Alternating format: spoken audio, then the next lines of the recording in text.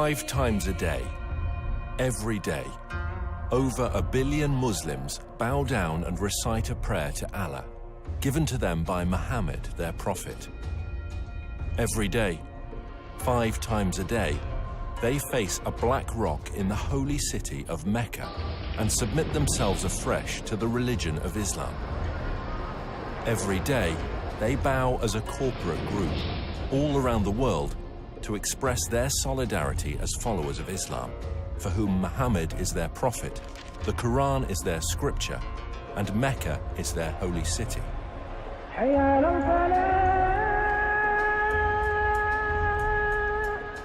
However, as archaeological discoveries are beginning to point to a different story, scholars are seriously examining and challenging the facts about the founding of Islam. And if they're right, how will it affect Muslims today? We have tools at our disposal that have never been available before. Modern technology is allowing us to reconstruct the opening years of Islam and to understand things that have puzzled historians for years. All over the world, universities, museums, and libraries are putting ancient books and writings on the internet for scholars to access. Now we can check these ancient manuscripts with just a few clicks of a mouse. Today, both academics and amateurs alike can accurately check via satellite locations and details that would previously have taken huge expense and effort, and can share them instantly around the world via social media and academic forums. So, now for the very first time, a whole new era of research surrounding the founding of Islam is coming to light, and we can piece together what really happened in Arabia 1500 years ago.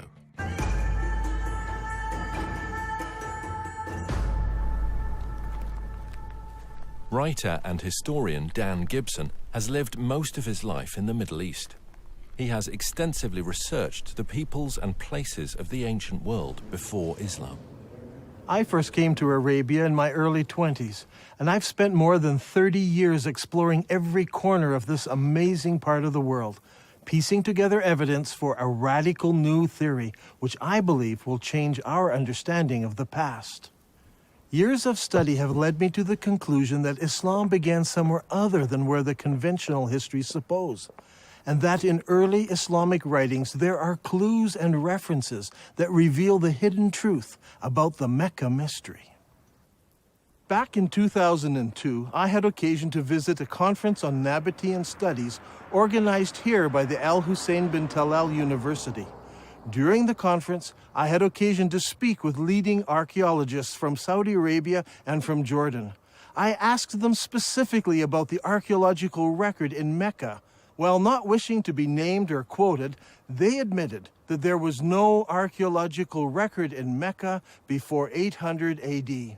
I had expected them to defend the opinion that Mecca was a walled city with houses and gardens and public buildings and temples. They said no, there was nothing like that there. Did you know that the name Mecca is mentioned only once in the whole Quran? Muslim scholars link other names with Mecca, names such as the Forbidden Gathering Place, or the Holy House, or the Place of Becca, or Weeping. All of these terms are universally associated with Mecca today. Nevertheless, the Quran itself does not tell us in so many words that these all refer to Mecca. Muslim scholars see no reason to debate this, but in recent years, some historians have raised questions. They have noted that Mecca was a barren place and not located on the ancient caravan route. People have imagined that the caravans carried incense, spice, and other exotic goods. But according to recent research, by the time of Muhammad, the age of frankincense was now long over, and the Arabs engaged in a trade of leather and clothing, hardly items that could have sustained a large city that was described as the mother of all cities and the center of the trade route. Look at this map.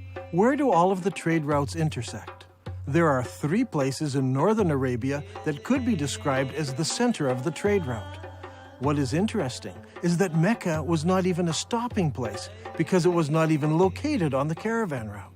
In this film, we will find out why there is a total lack of archaeology in Mecca from the time of the Prophet Muhammad. why descriptions of Mecca do not tally with the landscape, and how an early Islamic civil war altered the truth about Islam. While Muslims all over the world believed that their holy city and their founding leaders all lived in Mecca, in Saudi Arabia, Dan Gibson believes the evidence actually points elsewhere. During my studies of Arabian history, I've come across evidence that points not to Mecca, but to northern Arabia as the founding place of Islam. Up until now, no one has ever questioned that Mecca is the holy city of Islam. Every Muslim believes that he should pray towards the Black Rock in Mecca. But years of study and countless trips to all parts of the Arabian Peninsula have led me to a radical new understanding of Islamic history. I believe that in the process of understanding Islamic history, a fundamental error has been made. It wasn't a deliberate falsehood, it was just a misunderstanding of what happened during the founding years of Islam. So later Islamic writers corrected what they thought was an error in earlier histories when it was actually the truth. Is it possible that over 1 billion people who follow the religion of Islam misunderstand how and where their religion began? And if so, what implications does this evidence have for the average Muslim who wants to follow the instructions of Muhammad, his prophet? We are going to have to examine a time in history and a setting that few of us understand. For centuries, the histories of the classical world and Middle East empires have been discussed, but little effort has been given to the history of Arabia. This ignorance is true not just of the West, but also of the Arabs themselves. The Prophet Muhammad was born in 570 AD, at a time and a place that few people today really know about. His grandfather and his father were Nabatean merchants, and in fact Muhammad himself married a merchant woman. One day, Muhammad was meditating in a cave and an angel visited him. The angel taught him words of praise to Allah. Later, his wife convinced Muhammad that it really had been an angel and he was in fact called to be a prophet of God. During his lifetime, he had many visits from the same angel, and each time there was a new revelation. These revelations from the whole of the lifetime of Muhammad become gathered together to what we know today as the Quran. Adel Ishamari studied Islam at the Islamic College in Kuwait. Over the years, he and Dan have formed a good friendship and have often found themselves drawn into deep discussion about faith and its history. كانت رسالة محمد هي أن في إله واحد وأن هو آخر الأنبياء الذي أرسلهم الله. وهذا الشيء أغضب كثير من المتواجدين في مكة بسبب أنهم كانوا يعبدون آلهة أخرى وهي الأصنام. كثير من الأصنام كان موجود هناك وكانوا يعبدون هذه الآلهة. ولهذا السبب بسبب غضب الناس عليهم صار اضطهاد على محمد وعلى القلة من أتباعه. فقرر محمد وأتباعه الهجرة إلى المدينة. Muhammad and his followers suffered persecution. So he and a few of his followers fled to Medina. Now that city actually converted to Islam and Muhammad established a government there. And in fact, we can date the Muslim calendar from this period of time. Shortly after this, his followers started attacking caravans, growing in power, growing in number, until eventually more and more people joined them, to the point where they became an expanded military presence, in fact, throughout the whole of Arabia. Muhammad gave his vision of taking Islam to the entire world. However, he died unexpectedly. And at that point, disputes broke out, leading to civil wars. But despite these differences and these divisions, there was the continued dream of expanding the faith to the whole of the world. Eventually, much of North Africa and Central Asia became under the control of Islam. And today, Islam is the second largest of the world's religions. Today, all over the Middle East, when construction companies want to dig for a foundation, there should be someone present from the Ministry of Antiquities. It doesn't matter if you're in Jerusalem, Damascus, or Amman, Jordan.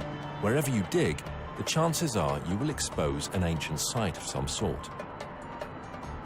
In the city of Mecca in Saudi Arabia, developers are digging all over, putting up great buildings, hotels and high-rises. But, to the surprise of archaeologists, there are no ruins of a great and ancient city under Mecca. The city where Muhammad was born was a major city. It had no trouble in raising large numbers of men to work caravans and march in its armies. Not only did it have a significant population, but it was also an agricultural city. وتسمى هذه المدينة اللي هي مكة بأم القرى في القرآن. أم القرى هي الاسم هذا المفروض يطلق على مدينة مبهرة، مدينة فيها آثار، مدينة فيها لها أسوار، مدينة يعني كبيرة معروفة. The Prophet Muhammad would go forth for his affairs and journey far afield until he reached the glens of Mecca and the beds of its valleys. Aisha, Muhammad's wife, mentioned how one of the men was longing for Mecca. Would that I but stay overnight in a valley filled with various kinds of grass? When we came to Mecca, we saw a town blessed with water and trees, and delighted with it, we settled there. Al-Bukhari speaks of a prisoner who was eating grapes while he was chained in irons, and he says, "This was not the time of fruit in Mecca." It's hard to believe that these things were written about Mecca. The area around Mecca is all rocks and desert. Mecca averages less than 10 centimeters of rain per year. With its extremely hot temperatures and barren conditions, this is scarcely enough to grow any vegetation at all, let alone grow enough food to support a large population. Yet the holy city of Islam is described as having fields with trees and grass and soil. But there's no cultivatable land near Mecca. It doesn't match the ancient descriptions. Ibn Ishaq mentions that the people of Mecca were reluctant to cut down trees in the sacred area. The presence of trees and plants in ancient times can be easily tested by the presence of spores and pollen in undisturbed ancient soil. To date, there is no record of trees having ever existed in ancient Mecca. Another puzzle is that the city of Mecca is missing on all early maps of Arabia. One would expect that a major merchant city would be mentioned on early maps, but not one shows Mecca before the time of Islam. Over the years, I have gathered copies of many ancient maps of Arabia. I have diligently translated them, but never once did I find Mecca mentioned on a map before Islam. Did you know that the name Mecca does not appear in any literature prior to 740 AD? That's 120 years after the founding of Islam. Don't you find it puzzling that for the first 120 years of Islamic history, none of the surrounding nations knew anything about the existence of Mecca? How could a major city, a city that could raise thousands of men in its army, a city that had agriculture, trees, grass, fruit and grapes, be missed by other nations? How could a major city with walls, temples, and public buildings not be found in the annals of other nations, especially if it was a merchant city that undertook trade with all the nations around it? And most puzzling of all is that when we go to the physical location of this ancient city, we find that there is no early archaeological record. It was an insignificant location, not even on a trade route. Many historians today have come to the conclusion that the accounts of the founding of Islam are all myths. Obviously, there is a great discrepancy between what Islamic records tell us and what the archaeologists have been finding, so the conclusion they draw is that the Islamic records are just fabricated myths. In my years of study, I have become convinced that the early records are not myths, but that they refer to another location that fits all of these descriptions. I believe that Muhammad was born and raised in another place, and that Muslims are facing the wrong direction when they pray. According to commonly accepted Islamic history, the Kaaba was a major shrine in the city of Mecca and the focus of pilgrimage in Arabia. A good starting place might be studying the pilgrimage before the founding of Islam. وكما دون المؤرخ الطبري بأن هناك كان نوعان من الحج، الحج والعمرة، الحج الأكبر أو الحج الأصغر، وكان جد محمد كان يؤدي العمرة قبل الإسلام. This Umrah before Muhammad was at a time when the focal point of Arabian pilgrimage was to a place known as the Forbidden Gathering Place. This location held many pagan idols. وهذه الأسماء كانت موجودة قبل الإسلام، ولكن ما زال المسلمين إلى حد هذا الآن يستخدمون نفس الأسماء، ولكن هي الأسماء هذه إتنا من الخارج، يعني من الوثنية، ليس أسماء إسلامية. In order for us to understand what was happening in pre-Islamic Arabia, we need to understand the importance of holy places in ancient Arabia. From ancient times, Middle Eastern religions have equated gods with regions rather than being universal. Modern readers of history have long been influenced by Greek and Roman concepts of the pantheon of gods and have failed to realize the significance that the ancient Arabs applied to gods of specific regions. In the eyes of the ancient Arabs, there were gods who lived in Mesopotamia, gods who lived in Egypt, and gods who lived in Greece, and so on. Arab merchants passing through an area would respect the local gods. They were not opposed to gods of different places. What they were opposed to was the representation of a god in human or animal form. They preferred to use geometric shapes. For instance, here is a god in the shape of a block. That one over there is shaped as a triangle. Each of these gods were considered local gods and must be respected when passing through their territory. Such a view of religion naturally leads to accepting territories and locations as being sacred to specific gods. Thus, the area around a temple, such as a particular valley or remote desert location, could be considered as sacred. It would have a precinct where people could gather, even with their enemies, and be safe, because violence was forbidden in the sacred precincts. When tourists enter the majestic beauty of Wadi Rum here in southern Jordan, they're so often taken up with the exquisite beauty of this valley and the rugged mountains that they miss a temple dedicated to the goddess Lat, or Allat as some call her. This Nabatean temple had a sacred area. It was located in front of the temple, with the mountains marking off the sacred area. Before Islam, Arabs were divided into many groups. They worshipped different gods and often fought amongst themselves over tribal issues. The one thing that held them together was the pilgrimage to a common ancient meeting place. The Quran calls this Masjid al-Haram, or the Forbidden Gathering Place. Masjid means gathering and is translated mosque today. Before Islam, there were no mosques, so the masjid was simply a gathering place. The Forbidden Gathering Place was a sacred place of refuge and security, where regular activities ceased and violence was forbidden, or haram. The concept of haram, or forbidden, is very strong in Islam. في القرآن ذكر المسجد الحرام، وهو المسجد الحرام في المدينة الإسلامية المقدسة، ويعتبر المسجد الحرام وما حواليه من المدن هو منطقة محرمة. Allah has made Mecca a sacred sanctuary, and it was a sanctuary before and will be so after. None is allowed to uproot its shrubs or cut its trees or hunt its game. So we have two descriptions of the original holy city of Islam. It was a haram place where killing was forbidden, and it was the focus of the pilgrimage for many centuries before the founding of Islam. Now look here, much of the graffiti found throughout the Negev and southern Jordan was written by people on pilgrimage to the ancient city of Petra in southern Jordan. Thousands of people scratched their names and messages on rocks as they made their way to Petra for pilgrimage. This creates a problem for us.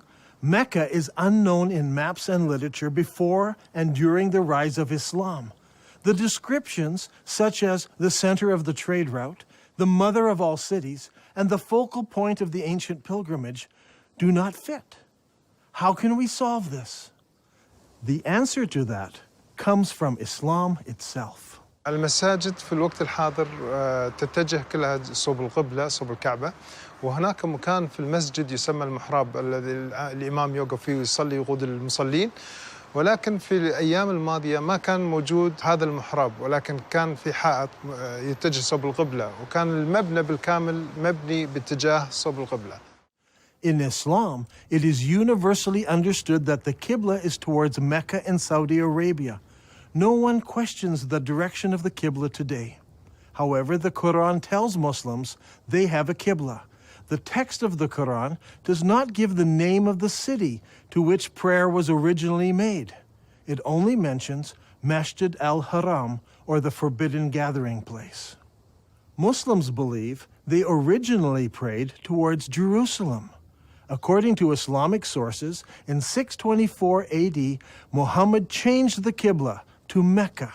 Muhammad revealed this in Surah 2 of the Quran. Thus we appointed the Qibla to you. Indeed, it was a momentous change, except to those guided by Allah. Allah would never make your faith of no effect. Now shall we turn you to a Qibla that shall please you. Turn then your face in the direction of the Masjid al-Haram. Wherever you are, turn your faces in that direction. As a historian of the Arabian Peninsula, I've always been interested in finding the location of the original Qibla.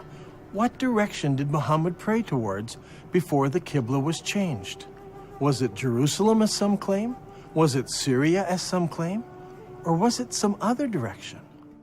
If we were to do this study 100 years ago, it would require an incredible amount of work and research.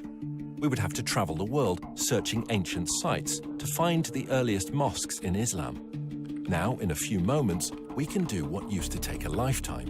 Google Earth lets us look down on sites from space, and websites like ArcNet can combine the research of hundreds of students and professors. We can examine structures based on various criteria. We choose Islamic buildings, arrange them by date into a chronological list, then determine when they were constructed, check their Qibla direction by using Google Earth, and collate this to determine when the Qibla direction changed towards Mecca. This will give us solid data to work with. Now, determining the Qibla direction is not an exact science. Some of the early mosques, like this one, are not exactly square. So researchers need to find the Qibla wall and project 90 degrees from that wall. Because early buildings were not square, we cannot use the side walls or the back walls.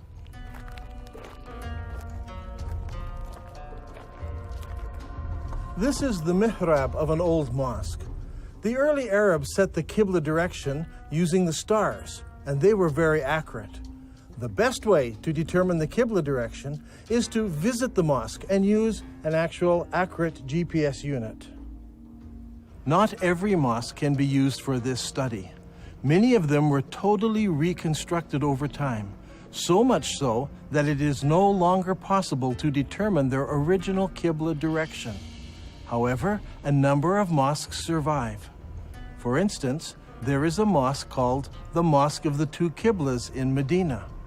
Islamic history tells us that it was in this very mosque that the companion leading prayers was told of the Qibla change. So he turned around and started praying towards Mecca. The question is, where did he originally face? Muslims have a ready answer. He prayed towards Jerusalem. Now today, the Mosque of the Two Qiblas faces Mecca. But in 1987, the mosque was completely torn down so it could be rebuilt. During the construction process, the old foundation was revealed, and they discovered that it did have a Qibla wall that did indeed face north, generally towards Jerusalem. And so Muslims believe originally the Qibla was towards Jerusalem. There is a simple way that this can be put to the test. If we go to the earliest mosques that were built, where we can identify their direction of prayer, we can plot them on a map and see if their lines converge. We'll find one of three things. They all point in different directions. They all point to Jerusalem, or they all point to another location. After the Mosque of the Two Qiblas in Saudi Arabia, there are a further 11 early surviving mosques that we can research. These are located in China, Egypt, southern Jordan, Lebanon, Central Jordan, Yemen, Israel, Iraq, Jerusalem, West Bank, and lastly Lebanon. So if we go in the order that they were built, the second surviving mosque was built in Guangzhou, China. Guangzhou is the modern name for what was known as the city of Canton. When Marco Polo reached this city in 1300 AD, he discovered over 100,000 Arab and Persian merchants living there. You see, the Arabs had been trading with the Chinese for hundreds and hundreds of years. This is all well documented. And so Abu Waqas, an uncle of Muhammad, traveled to China on a trade mission. And according to Chinese manuscripts, he built a mosque for the Arabs in Canton in 627 AD, or 6 years after the founding of Islam. I personally examined this mosque and used a GPS unit to determine the mosque's Qibla direction. What I found was surprising. This mosque does not face Mecca. It faces 12 degrees north of Mecca, meaning that it does not face Jerusalem either. Its Qibla passes south of Jerusalem. The next mosque was built in 641 AD, about 20 years after the founding of Islam, in the town of Fustat, just outside of Cairo. This mosque was rebuilt and enlarged several times, so that today the original foundation is no longer evident.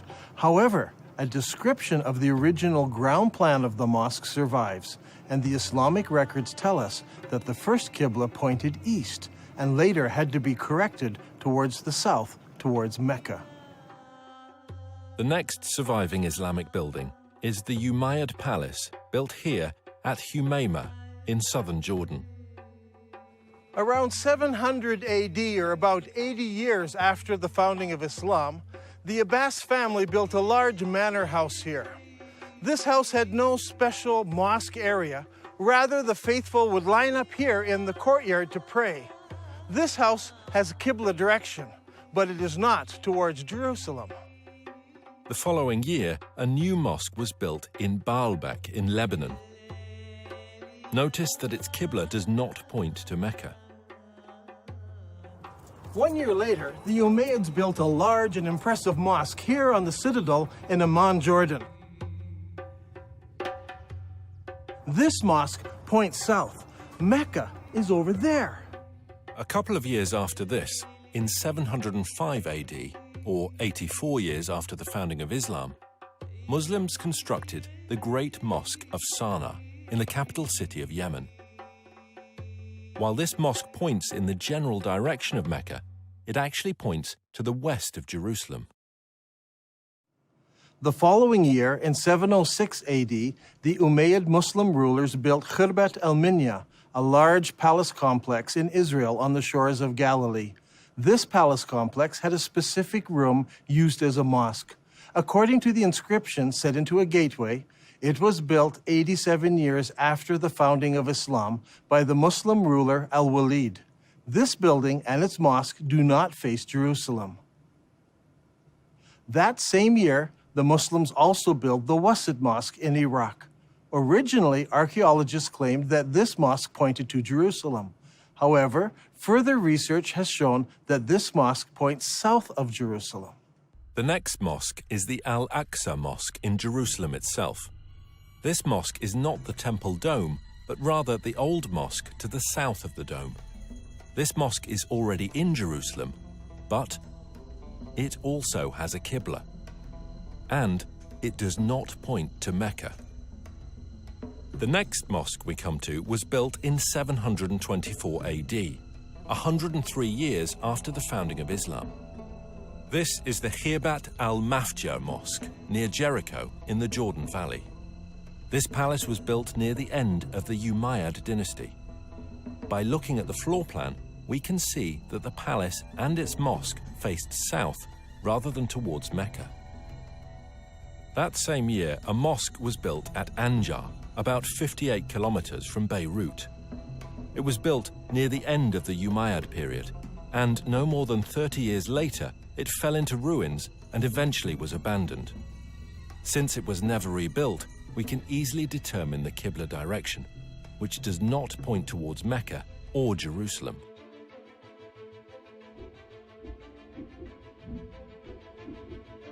Now, let's put this all together onto one map.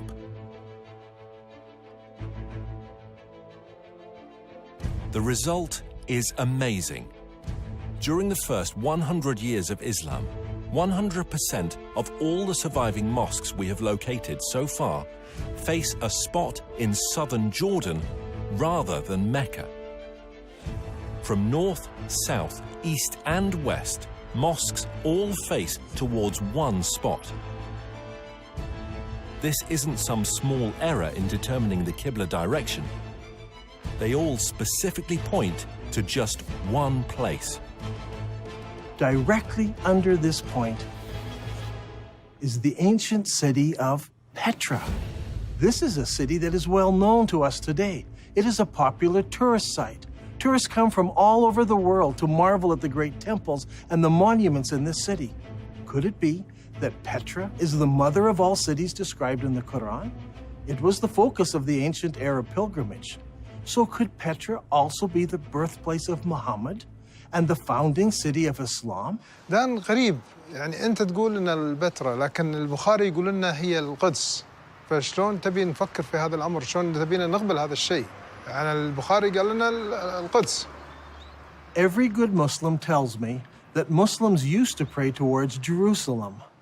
They know this because Bukhari tells them this. And I agree, Bukhari says it was Jerusalem. But Bukhari is writing some 200 years after Muhammad, and he's writing more than 100 years after the Qibla change took place. So he's not an eyewitness. He's just collecting what people are remembering. And he actually notes several conflicting ideas that were circulating at the time. While some people were offering morning prayer at Quba, a man came to them and said, "A Quranic order has been revealed to Allah's apostle tonight, that he should face the Kaaba at Mecca. So you too should turn your faces towards it." At that moment, their faces were towards Syria. And on hearing this, they turned towards the Kaaba at Mecca. I believe that originally Muhammad, while living in Medina, prayed north towards Petra, which was in the Roman province of Syria. By the time Bukhari was collecting his stories, people had forgotten Petra, and everyone remembered that their great-grandparents prayed towards Syria. دان القرآن يقول لنا مسجد الحرام في بكة. فيا ترى بكة وين موقعها الحقيقي؟ Those who bring up the argument about Becca raise an interesting point. I agree that in Islamic literature, the name Becca is synonymous with the first holy city of Islam. When Muhammad was a young man, the people decided to rebuild the Kaaba. In the rubble, they found several building blocks with inscriptions written in Syriac, the language of the Nabateans. They found a Jew who could translate it for them. "I am Allah, the Lord of Becca. I created it on the day that I created heaven and earth and formed the sun and moon, and I surrounded it with 7 pious angels. It will stand whilst its 2 mountains stand, as a blessing to its people with milk and water."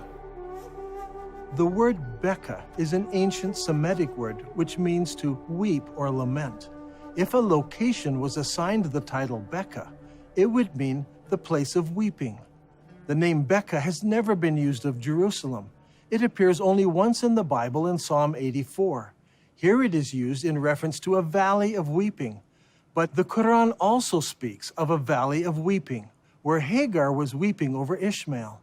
The Quran places this story in Becca, which is the early name for the place where the Kaaba was built. Surely this location was not Jerusalem, which is built on top of a mountain and not in a valley. I think the answer is quite simple. There were many major earthquakes in Petra, such as the one in 551 AD, only 19 years before Muhammad was born. We are told that during that earthquake, much of Petra was destroyed. Petra could have been called the Valley of Becca because so many people were killed over so many years from all the earthquakes. If Petra is the holy city of Islam, then there should be evidence of Muhammad's tribe, the Quraysh, around Petra. If Dan Gibson can find Muhammad's tribe, it will greatly support his theory that Muhammad was from the Petra region and not from Mecca.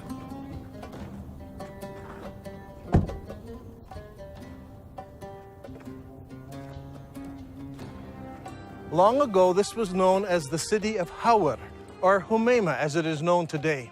Archaeologists have uncovered a farmhouse belonging to the Abbasid family and a mosque built sometime later. When the Muslims of Iraq defeated the Umayyads of Damascus, they wanted a member of Muhammad's family to support and legitimize their revolt. And so they came here to Humayma, 27 miles from Petra. It was here that they found Muhammad's family and the Quraysh tribe. They didn't go to Mecca in Saudi Arabia or Medina. They came here to Humayma, 27 miles outside of Petra. It was here that they found the Quraysh tribe and the family of Muhammad, not in Saudi Arabia. So far, we have discovered that the early mosques of Islam all faced the ancient city of Petra. But does the city of Petra fit the Islamic descriptions of the original holy city of Islam? There is a story told by all of the early biographers of Muhammad. It concerns Abdullah, Muhammad's father. He was working in the field one day and he came home with dirt on his hands. He went in to his first wife and said, "Lie with me," but she refused because he was dirty. So he went out, washed off the soil, went into his next wife, Amina. She conceived, and in this way, Muhammad was born. What is important to us about this story is that all of the early writers use the same word for the dirt on Abdullah's hands. They all use an Arabic word for soil, especially the soil of a cultivated plot or field. The problem is, there is no cultivatable land near Mecca. However, when we come to Petra, we discover that Petra had water, fields, and trees. According to archaeologists, there were private and public gardens, as well as running water brought into the city through aqueducts and clay pipes. Archaeologists have described fruit trees, grapes, and gardens existing in ancient Petra. Even today, there are cultivated plots of land between Petra and El Beida, which is 5 kilometers away. By analyzing ancient soil, researchers have discovered that only 100 years ago, the hills around Petra were covered with trees, including oak, juniper, pistachio, and carob. Not only did the holy city have trees and fields, it was also a walled city. Ibn Ishaq says, and they surrounded him by the walls of Mecca. Now this is very puzzling because Mecca had no city walls. Some think perhaps this was a house in Mecca, but Ibn Ishaq specifically says the walls of Mecca. But Mecca was not a walled city. So what about Petra?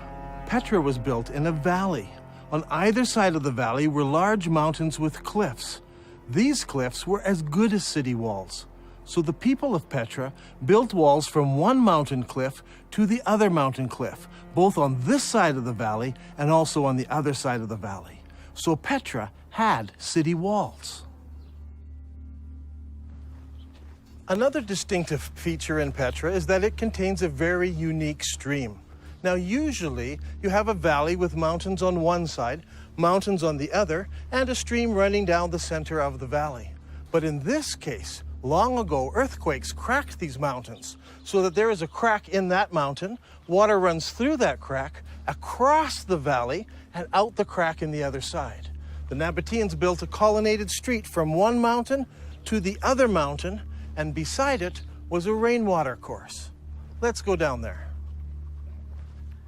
Now, in Islam, one of the duties of the pilgrims is to go 7 times between 2 mountains called Marwa and Safa. What is interesting is that Bukhari tells us that Muhammad chose to do this, running in the rainwater course between the 2 mountains. But there are problems. Safa and Marwa are just small rocks. Today, they're housed right inside of the mosque building. As you can see on this drawing, there was no rainwater course between these two rocks. But here in Petra, the description fits exactly from one mountain to the other. There are 4 ways into the Petra Basin. Since Petra is in a valley, one could enter from either end of the valley. During the year of the contest of Mecca, the Prophet entered Mecca through its upper part. But there were also other ways of entering Petra. The ancient records tell us that the holy city could be entered and exited by a crack in the rocks. In Arabic, this is called a thaniya. Al-Bukhari mentions this several times. Allah's apostle used to enter Mecca from the high Thaniya and used to leave Mecca from the low Thaniya.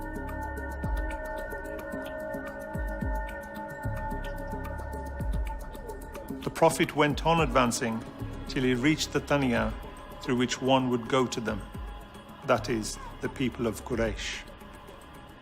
There are 2 Thaniya entrances. One of these is the famous Sikh that tourists pass through to enter the city.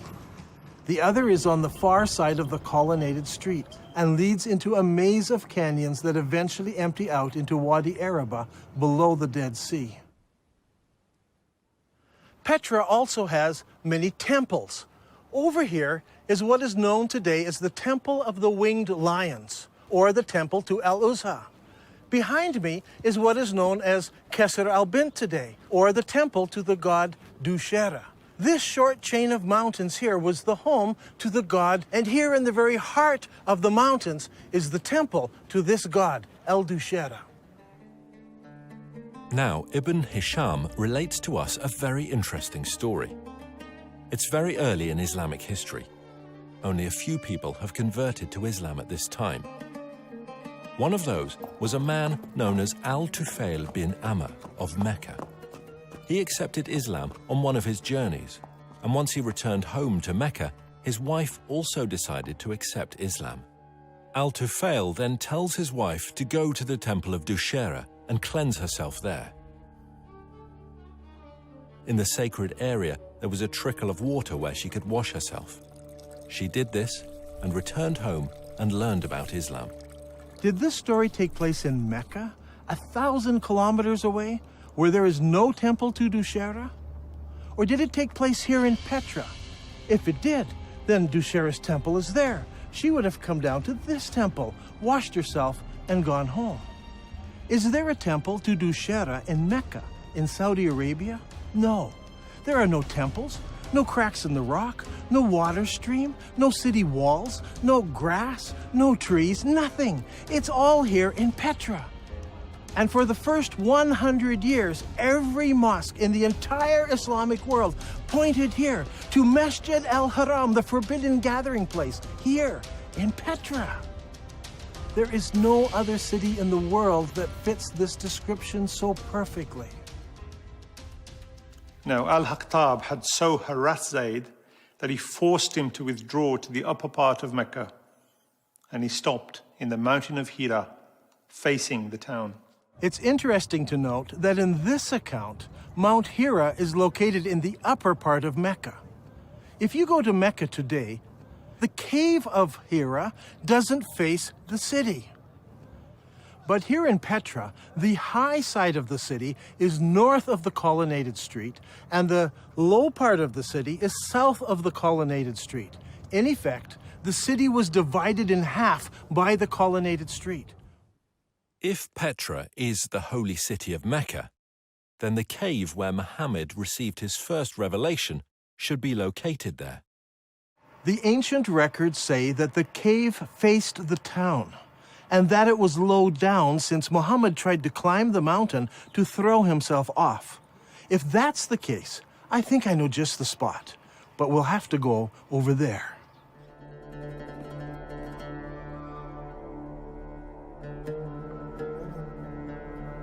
Here in this cave, we can see where there are many various god blocks.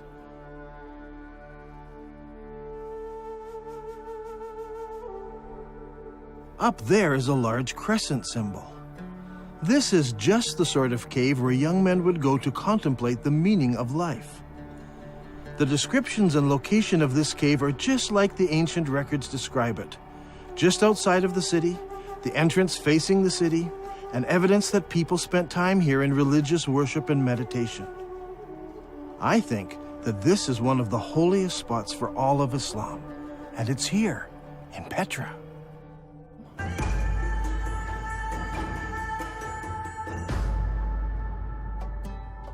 The Quran commands every Muslim to face the forbidden gathering place when they pray. Now, the forbidden gathering place wasn't a building. It was much more than this. It was a large area marked out with special stones. These stones marked the boundary around the sacred area. No killing was allowed inside this area. Even birds were not killed. Now, what kind of stones would you need to mark out such an area? If you had just small round stones, they would be lost among the other stones of the desert. They must have been larger stones. And there should have been something special about them, so that you knew for certain that this was the boundary of the sacred area. Today, in Mecca, there are no special boundary stones. Historians have long wondered what these marker stones might have looked like, but they seem to have been lost in the years that have passed since then. Or perhaps they were never there. If Petra is the original holy city of Islam, then of course the special stones wouldn't be in Mecca. They would be in Petra. Now, there's a feature about Petra that's absolutely fascinating. Whenever tourists come to this city, they pass by a number of square-cut stones known as the Jinn rocks. This is a fanciful name given to them by the local Bedouin. What is interesting is that there are more than 20 of these large square stones marking all of the entrances of the city. Is it possible that these mark out the forbidden sanctuary? Perhaps that's why they're not located in Mecca. If that is true, then Masjid al-Haram, or the forbidden sanctuary, would have been located here. And if it was located here, then the Kaaba would have been located here as well. But it's not, because a man named Ibn Zubair moved it. So far in this program, we have been examining the direction of prayer that Muslims originally faced. As we've seen, all of the mosques constructed during the first 100 years of Islam pointed to Petra. By using the two mosques on the Amman citadel, Dan Gibson has determined the approximate years when the Qibla direction changed. Does Islamic history give us any clues as to why the direction of prayer might have changed? If we look into Islamic history at this exact time, we come face to face with the Second Islamic Civil War. حصلت حروب كثيرة في الإسلام، ولكن أيضا حصلت حروب أهلية بينهم بسبة الخلافة بعد وفاة محمد، ولهذا السبب صار في شيعة وسنة. الأمويين فازوا اللي هم السنة، والحكم بدأ من دمشق. At this point in history, the governor in the Holy City was Abdullah ibn Zubair. He was particularly unhappy. In his eyes, the Holy City was the most important city of Islam, the mother of all cities.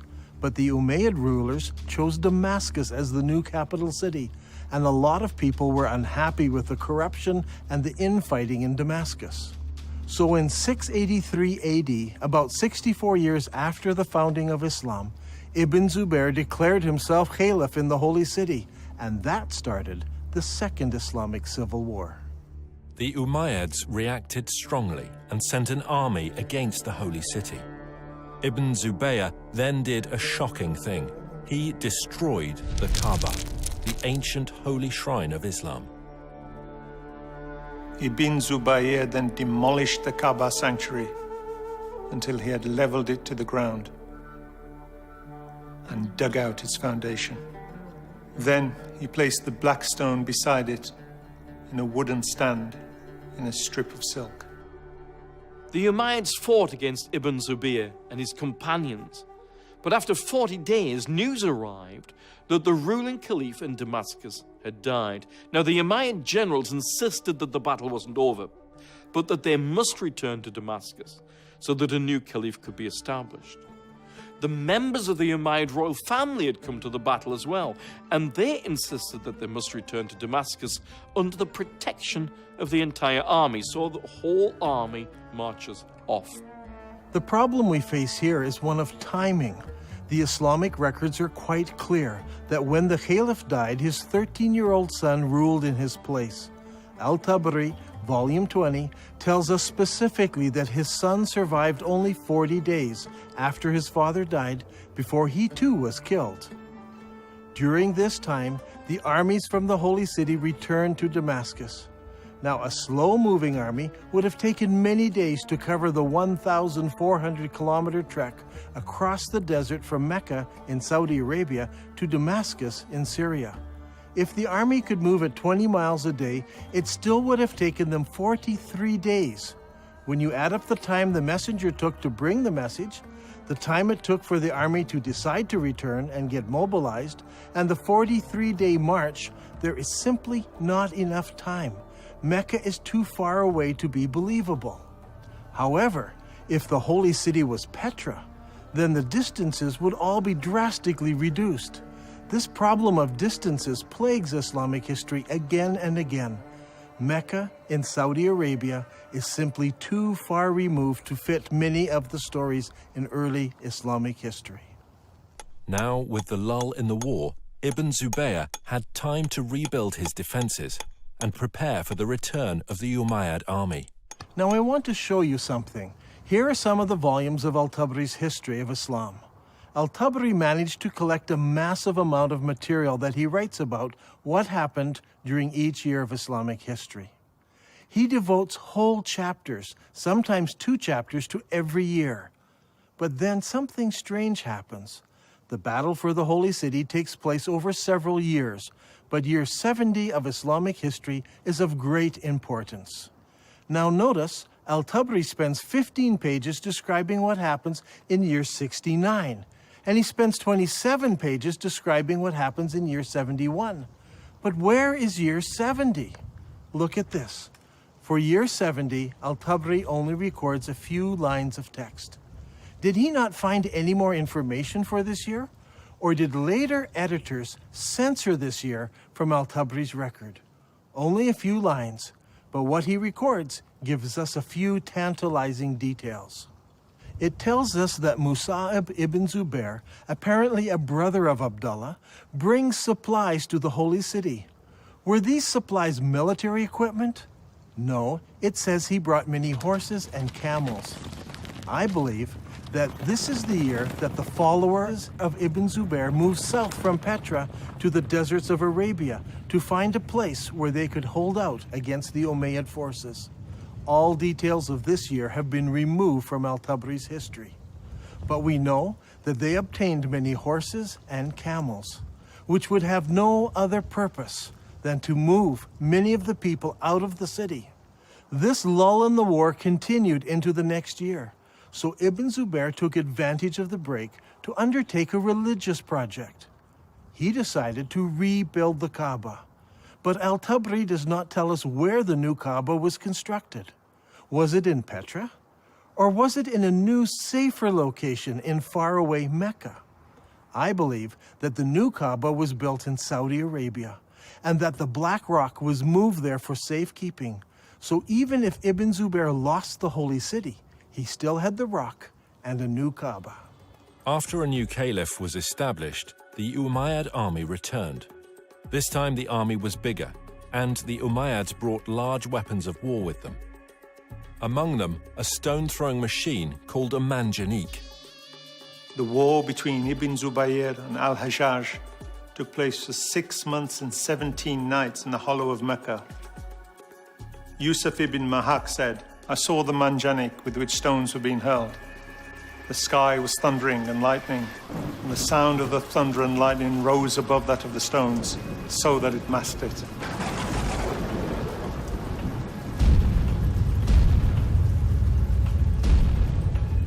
During the fighting, Ibn Zubair took refuge in a ruined building beside the Kaaba, and this began another battle, which completed the destruction of the Kaaba area of the Holy City. Eventually, Ibn Zubair lost the battle, but the cause was taken up by those in the city of Medina in Saudi Arabia and by the city of Kufa in Iraq. I believe that during this time, the Islamic world was thrown into contention. Should they pray towards Petra, or should they pray towards Mecca? The great Islamic empire had divided into two. Originally, the Umayyads ruled from Damascus, and they prayed towards Petra. But they were defeated in battle, and now the eastern part of the empire was ruled by the Abbasids, who all constructed their mosques facing towards Mecca. It was during this exact time that we see a change in mosque construction. Before this, every new mosque constructed faced Petra.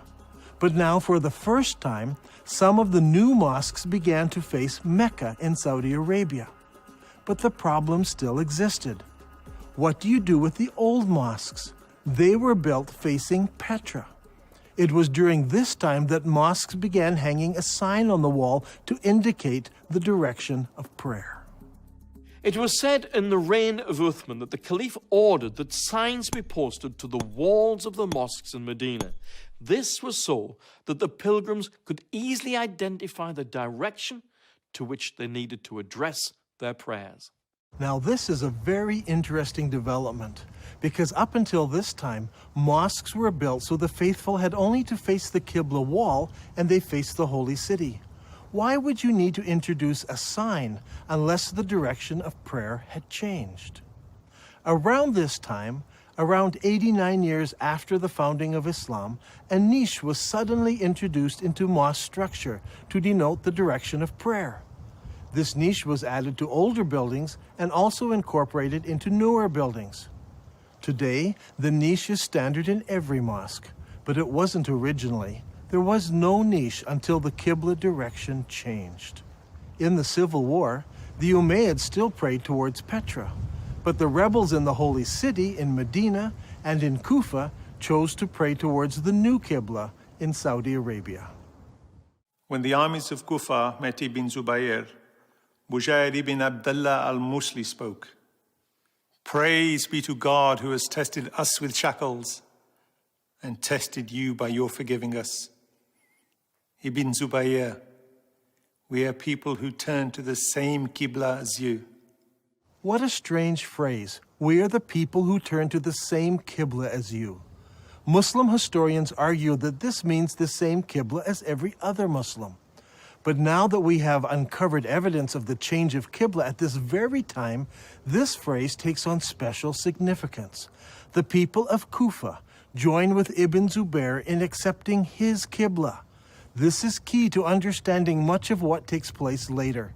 Even though Ibn Zubayr is eventually killed and seems to lose the civil war, the city of Kufa plays a major role in the development of the new Abbasid dynasty, and Kufa becomes a theological center and a place for copying Qurans. In the Islamic world, things were a mess. Not only were Muslims divided politically, they were divided religiously. Obeying the wishes of Allah as revealed by the Prophet Muhammad was at the very heart of Islam. Should you obey Muhammad and the Quran and face towards the forbidden gathering place in Petra? Or should you pray towards the sacred house and the Black Rock, which is in Saudi Arabia? So far, Dan Gibson has plotted the existing mosques from the 1st century of Islam, and they all point to Petra in Jordan. So what about the mosques of the 2nd century of Islam? Do they all point to Petra as well? Here is where things start to get interesting. During my studies, I discovered that the mosques built during the 2nd century of Islam point in different directions. This is what I call the time of confusion. 102 years after the founding of Islam, the Mosque of Ummah was constructed in southern Syria, in the ancient city of Busra. As you can see, the mosque's orientation does not point towards Mecca. But clearly, it does not point to Petra either. 5 years later, the ruling Muslims built a palace in the Syrian deserts known as Qasr al-Hayar al-Gharbi.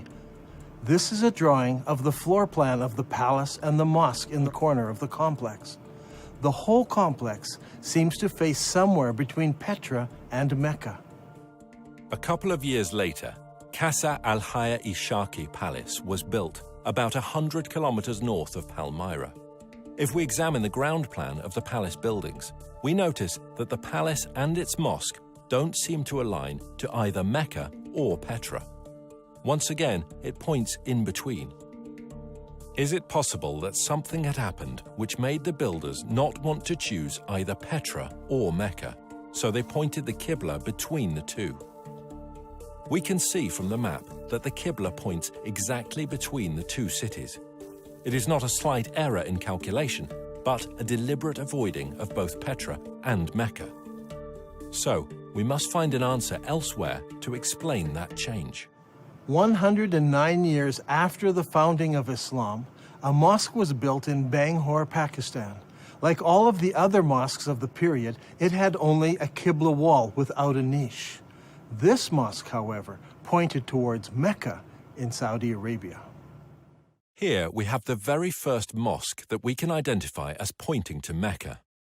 There may have been others built that no longer exist, but this mosque is significant because it's the earliest surviving mosque that we can truly say faced Mecca in Saudi Arabia. And, what is astounding, is that it was built about 100 years after the death of Muhammad. This is very late for Muslim historians, and it is going to cause traditional Islamic history all kinds of trouble. One of the most important buildings in our study is found here on the citadel of Amman, Jordan. This Umayyad palace was built about 122 years after the founding of Islam. Now, if you remember, we looked at an Umayyad mosque built over here. This mosque points directly towards Petra, but when they built the palace, its Qibla direction was directly towards Mecca. So clearly, the Qibla direction changed sometime between the construction of those buildings and the construction of this palace. This will help us determine how and when the Qibla direction changed. Remember, it was during the construction of this palace that the name Mecca first appears in literature anywhere. الغريب أن مكة لم تذكر طول هالسنين هذه لا في الكتب الأدبية ولا الكتب الإسلامية، ولكن ما تم ذكرها إلا عند تغيير القبلة، وهذا شيء غريب جدا. يا ترى شنو الأسباب؟ يعني المفروض أنه يذكر في الكتب الإسلامية في التاريخ الإسلام، ولكن لم يذكر هذا الشيء إلا عند تغيير القبلة. هذا شيء غريب. The next major mosque that was constructed was built 32 kilometers south of Amman, Jordan. This was known as the Mushatta Palace and Mosque, and it was built in 743 AD. As you can see, it was a very large and impressive Umayyad palace, with the mosque located in the southern part of the structure, facing Petra. Indeed, the entire complex faces Petra. What makes this interesting is that it seems that Islam is now split into several groups. There were the traditionalists, who built their mosques like this one, facing Petra. But there were reformers whose mosques face Mecca. And there were others who were not in either group, and they refused to select either of those qiblas. During this time, a significant change took place in Islamic history. The Umayyad rulers of Islam in Damascus were defeated by the Abbasids of Kufa. In 754 AD, Al-Mansur, the new caliph, commissioned the construction of a brand new eastern capital, choosing Baghdad in Iraq as his site. The new city was built on a spectacular design. Rather than the haphazard shape common to most Middle Eastern cities, this city was built in a great circle. The designers went out to a brand new area and used ashes to draw out the city plan on the ground prior to construction. The city, which was completed in 767 AD, was 2 kilometers in diameter.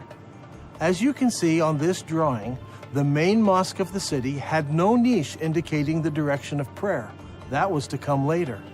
One wall was used as a Qibla wall, and that wall pointed directly to Mecca, as would all of the other mosques built from now on by the Abbasid rulers. If this is all true, then the Prophet Muhammad and the first 4 rightly guided caliphs in Islam, and the following Umayyad rulers who ruled Islam from Damascus, all prayed towards the city of Petra. But late in the Umayyad reign, something happened that caused the builders to change the direction of their mosques. Some pointed to Petra, some to Mecca, and some chose to be neutral and point between the two. This created a problem for the western half of Islam. The people in the west were still loyal to the earlier Umayyads, So the Islamic world is now split into two. The Abbasid rulers in Iraq control the eastern part of the empire, and the Umayyad rulers control North Africa and Spain.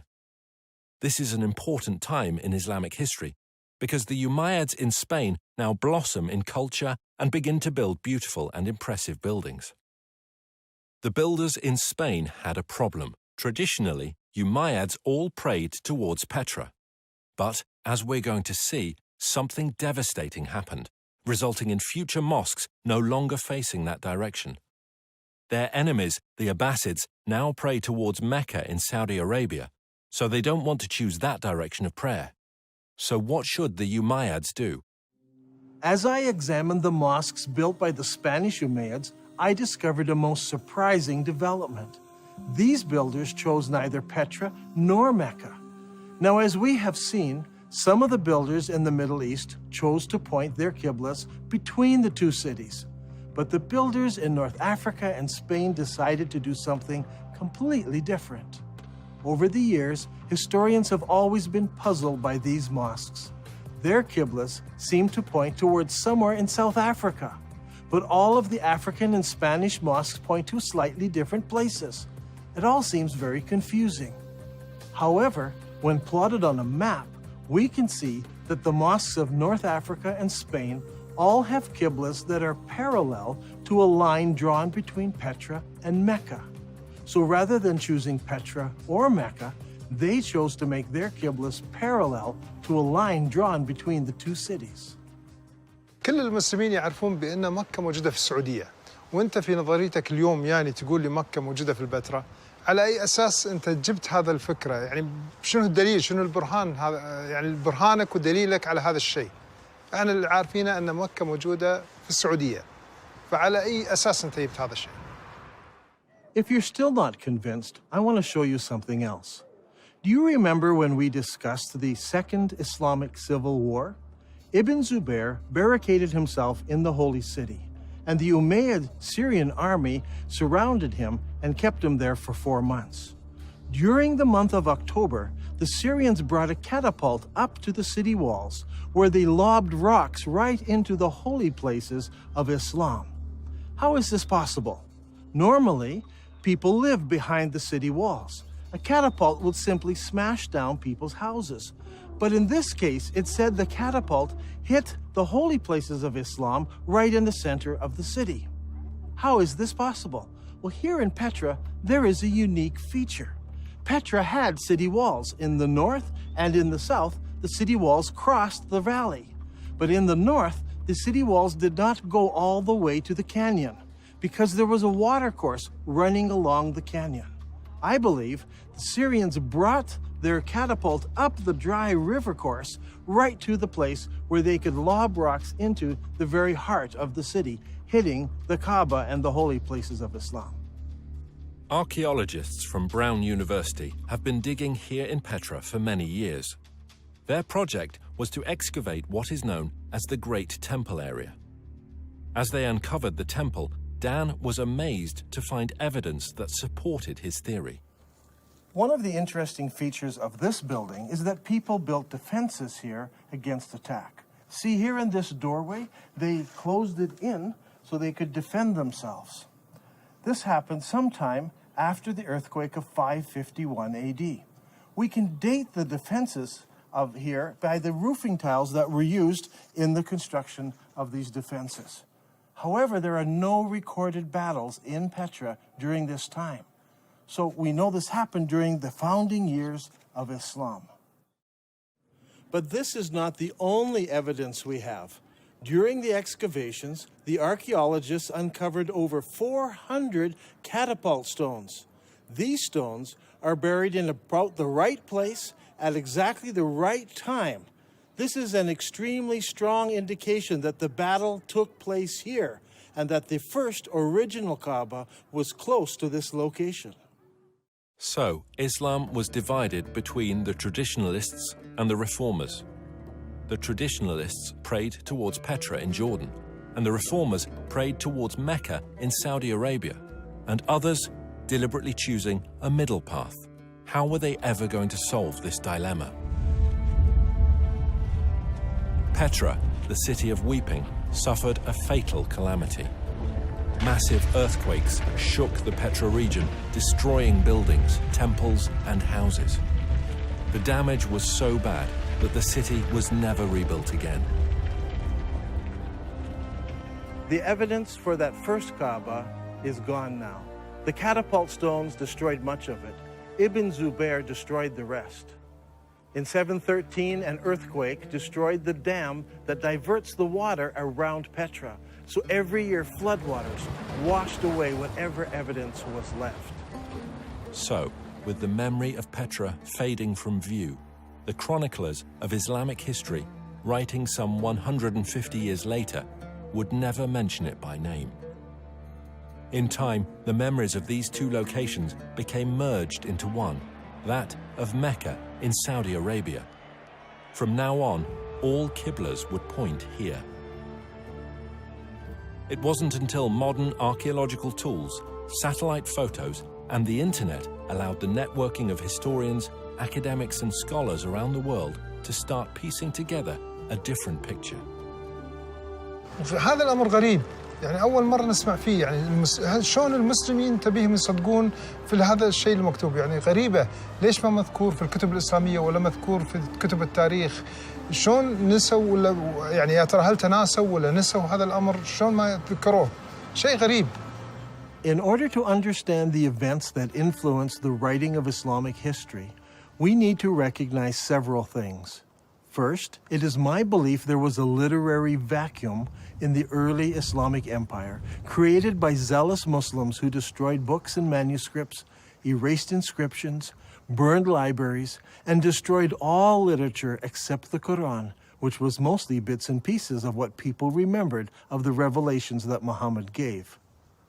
This destruction of written material by the Islamic forces has been well documented. One piece of evidence is a letter from 640 AD from the Caliph to General Amru, the leader of the Muslim armies in Egypt, who asked the Caliph what should he do with the thousands of manuscripts he found in warehouses in Alexandria. The Caliph's answer has been recorded and known for centuries. As for the books you mention, here is my reply. If their content is in accordance with the revelations of Allah, we may do without them. For in that case, the revelations of Allah more than suffice. If, on the other hand, they contain matter not in accordance with the revelations of Allah, there can be no need to preserve them. Proceed then and destroy them. The Muslim writer Ibn al-Kifti tells us that the books were distributed to the public baths of Alexandria, where they were used to feed the stoves, which kept the baths comfortably warm. They say it took 6 months to burn all that mass of material.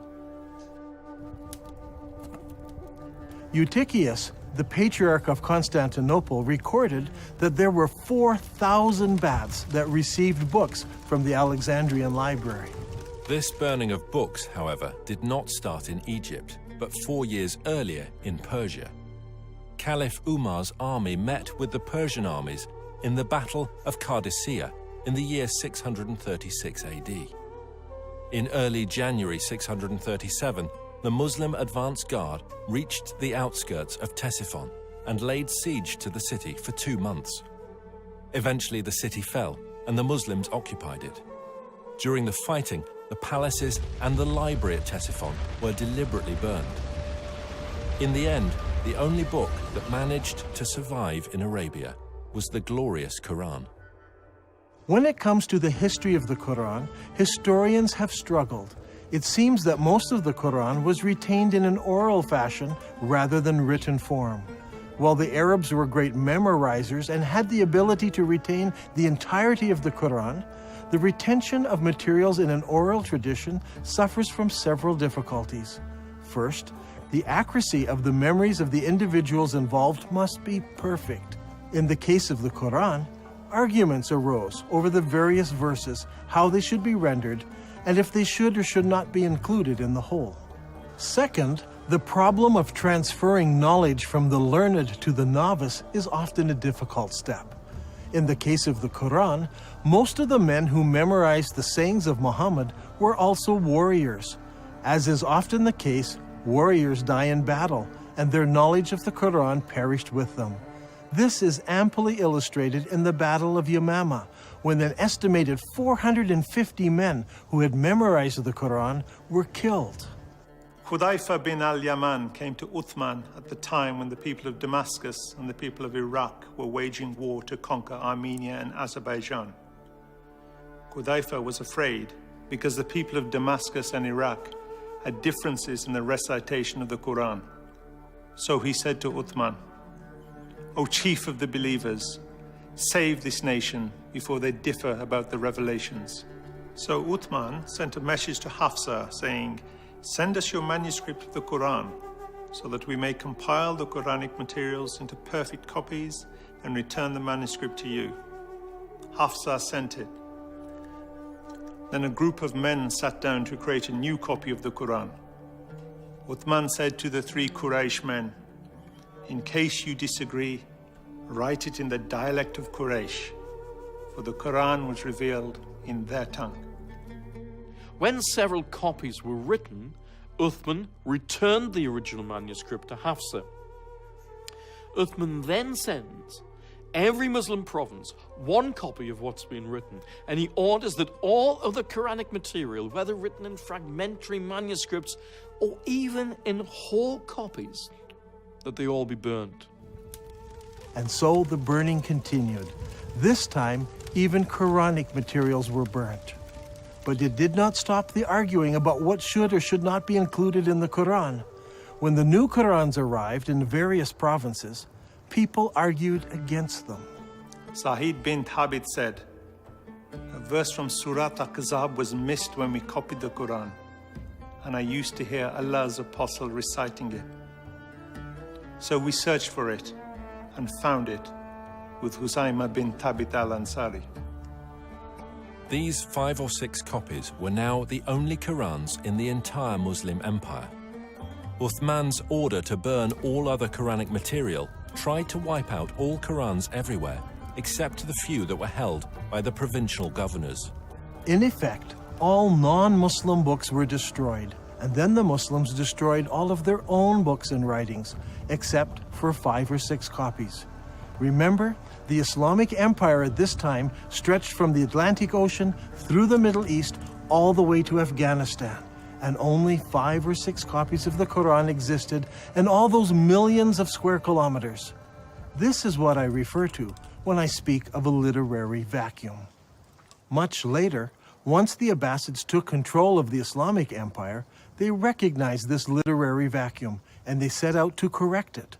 The problem was, they were interested in producing an Abbasid version of Islamic history. So all of the materials produced under the Abbasid control reflected the politically correct version of Abbasid history. These histories and hadiths about the previous 250 or more years were collected, copied, and distributed. Those books that were written earlier were either destroyed or edited by later writers who thought they found errors in them. Under Abbasid rule, massive religious, scientific, and academic projects were undertaken. The Abbasid rulers encouraged scholarly development that would not only present the early years of Islam in a good light, but would also confirm their own right to ruling the empire. During this period of time, we find the great Islamic historians writing their treatise on Islamic history, and they also edit the earlier accounts. For example, we don't have Ibn Ishaq's original biography of Muhammad, as Ibn Hisham, under the Abbasids, corrected what he called grievous errors in the original account.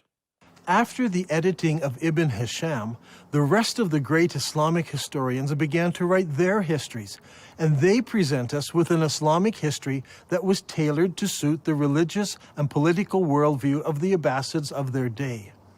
Is it possible that Muslims today are victims of an Abbasid cover-up? Did the Abbasids purposely turn Muslims away from praying towards the forbidden gathering place in Petra, as the Quran commands, and make them pray towards the Black Rock, now residing in Mecca? Are Muslims still being misled by Abbasid propaganda? I believe the stage was set when early Muslim leaders gathered together the various scraps of the Quran. The problem wasn't the collection, it was the destruction of anything that opposed their view. There is a great divide here between Western thought and Muslim thought. In Western thought, the later manuscripts are less reliable, as they are copies of copies. We need to go back to earlier source material, as it's more accurate. Muslims, on the other hand, think earlier manuscripts are less reliable, and later manuscripts replace earlier manuscripts. Even in the Quran, later revelations replace or abrogate earlier revelations. Once you allow the concept of abrogation, you open yourself up to accepting all kinds of changes. If the Abbasids tampered with history, did they go so far as tampering with the text of the Quran? For instance, how did the name Mecca get into Surah 48? Abu Bakr, the successor of Muhammad, made the first compilation of Quranic material. Uthman, who followed him, used that collection and then added to it. The historians tell us that even after Uthman had compiled his Quran, people remembered still more verses that Muhammad had revealed. Every time a new Quran came out, it was touted as the most complete Quran. The previous ones were okay, but the newer ones were more complete, with more revelations in them. Did the Abbasids bring out an even more complete Quran that contained mention of Mecca? Today we have many of the Abbasid Kufi Qurans in museums from Istanbul to Samarkand. These Qurans use the Kufic script invented in the city of Kufa. But what about earlier Qurans written in other scripts? I have searched through many of the early Quranic parchments written in pre-Kufic script. It should come as no surprise that none of the pre-Kufic material includes verses about the changing of the Qibla or the city of Mecca. Historians have challenged me that I'm trying to rewrite all of Islamic history. I assure you I'm not trying to do this. I'm only suggesting one small change. Long ago, the holy city of Islam was referred to as Becca.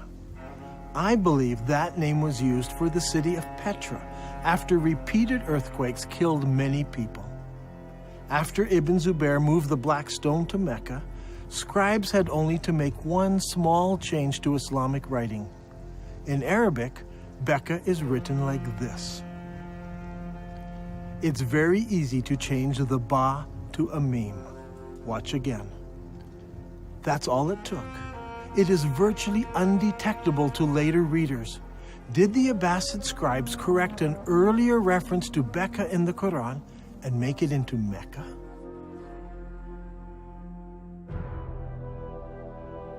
I believe that all of the evidence points to Petra as being the ancient city of Becca, the founding place of Islam. All of the mosques of the first century of Islam point to the forbidden gathering place in Petra, and all of the descriptions fit Petra, not Mecca. Muslims are instructed in the Quran to pray towards the forbidden gathering place. The Quran says nothing about the Black Rock. It is clear that although Dan Gibson's research is rooted in Islamic history, and he has a great affection for the Arabic world, his theories will be challenging to Muslims. As faiths around the globe come under increasing scrutiny to prove the veracity of their origins, all religions need to consider serious research they may find difficult. Islam needs to ask if it is possible that over 1 billion people have been misled by Abbasid propaganda regarding how and where their religion began. And, if true, what implications does this have for the average Muslim today?